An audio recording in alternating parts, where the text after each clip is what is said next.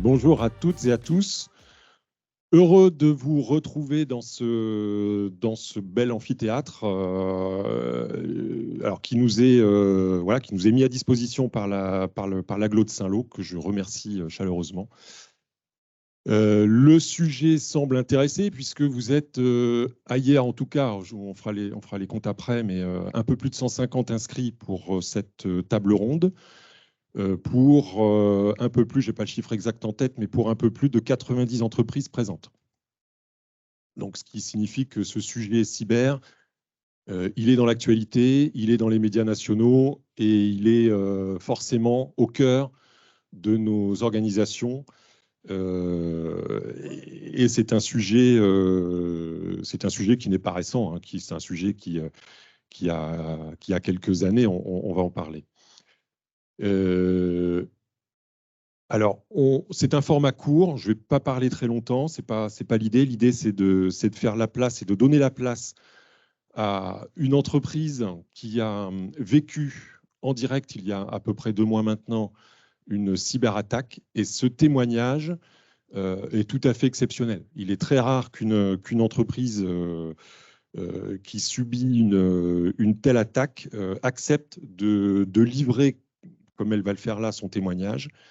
Et on ne voulait pas laisser non plus l'entreprise seule à témoigner. Et donc, nous allons entourer ce témoignage par des professionnels du métier, alors, dont DataWest fait partie évidemment.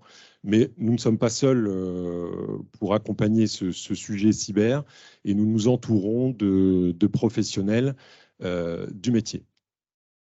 Alors, eh bien, j'appelle tout de suite Monsieur Turmet, donc le dirigeant de l'entreprise Fond d'Ouest, qui a accepté ce témoignage.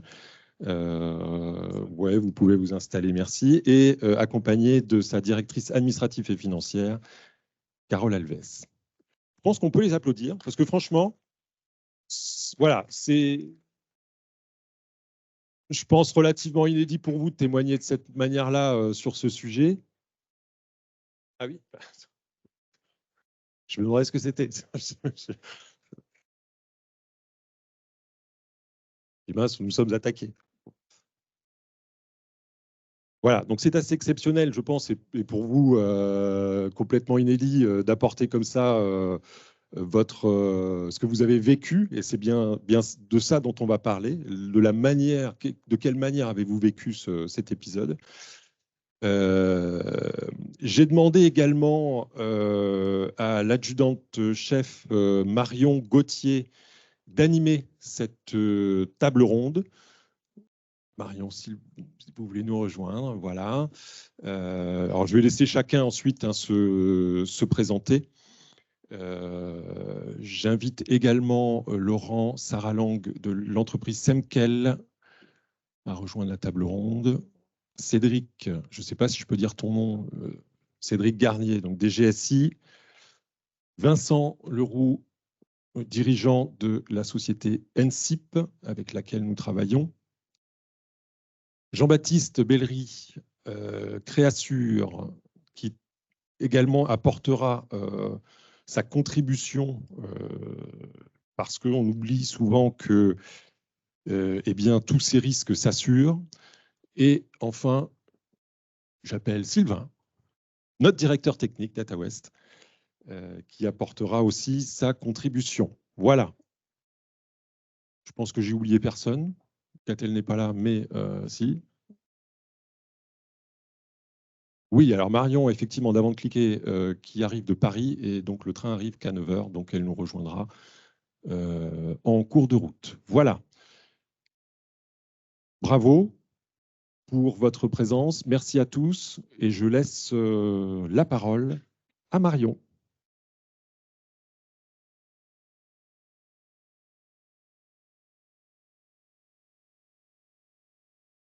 Bonjour à tous.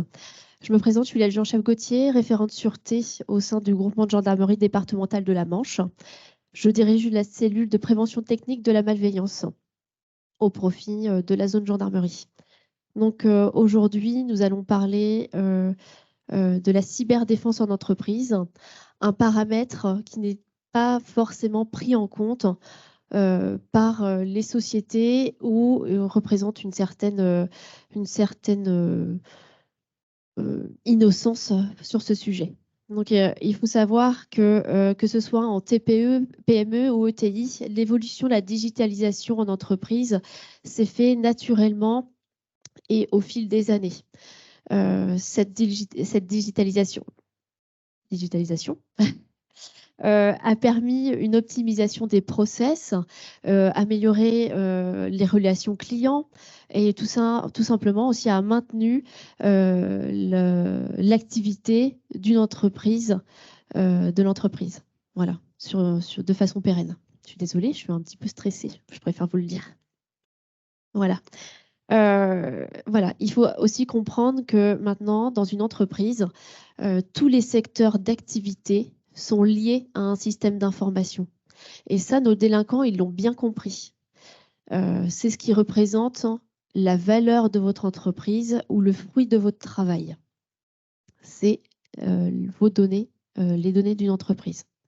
Il faut savoir que la délinquance constatée au sein de la gendarmerie en 2022 représente 94 000 dépôts de plainte et nous estimons qu'il y a un dépôt de plainte pour 250 faits constatés, enfin 250 faits réalisés. Donc les dépôts de plainte ne sont pas encore vulgarisés au sein d'un service de police ou d'une gendarmerie. Donc voilà. Et dans ces entreprises qui sont victimes d'une attaque du système d'information, 74% des victimes sont des entreprises. Donc je voudrais savoir, déjà demander à Fonds d'Ouest présenter leur activité, leur cœur d'activité et savoir si l'évolution du système d'information s'est faite de façon globale ou de façon parcellaire et ne pas hésiter à déborder sur les propos.